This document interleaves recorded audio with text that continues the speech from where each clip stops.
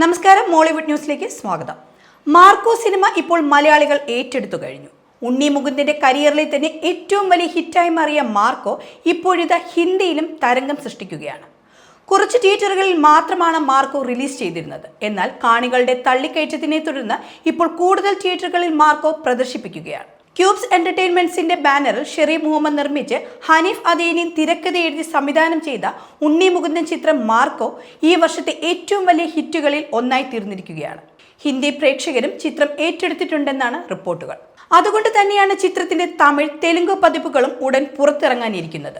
ജനുവരി 1 തെലുങ്ക് പതിപ്പും ജനുവരി 3 തമിഴ് പതിപ്പും പുറത്തിറങ്ങും. ദേശീയ തലത്തിൽ തന്നെ ഏറെ ചർച്ചാ വിഷയമായ കാര്യമായിരുന്നു കുട്ടികൾ ഉൾപ്പെട്ട വയലൻസ് രംഗങ്ങൾ. ലോക സിനിമ ഇതുവരെ കണ്ടിട്ടില്ലാത്ത അതിവിദഗ്ധമായ രീതിയിലാണ് സംവിധായകനും കൂട്ടുകാരും ഈ രംഗങ്ങൾ ഒരുക്കിയിരിക്കുന്നത് എന്നാണ് പരക്കെയുള്ള സംസാരം.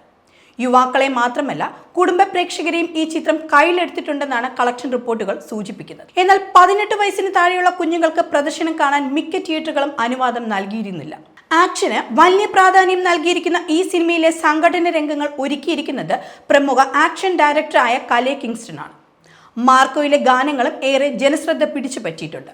ഉണ്ണി മുകുന്ദനോടൊപ്പം സിദ്ദിഖ്, ജഗദീഷ് എന്നിവരും പ്രമുഖ കഥാപാത്രങ്ങളെ അവതരിപ്പിക്കുന്നുണ്ട്. ഒട്ടേറെ പുതുമുഖ താരങ്ങളും അണിനിരക്കുന്ന ഈ ചിത്രത്തിലെ നായിക കഥാപാത്രത്തെയും മറ്റ് സുപ്രധാന വേഷങ്ങളും അവതരിപ്പിക്കുന്നത് ബോളിവുഡ് താരങ്ങളാണ്.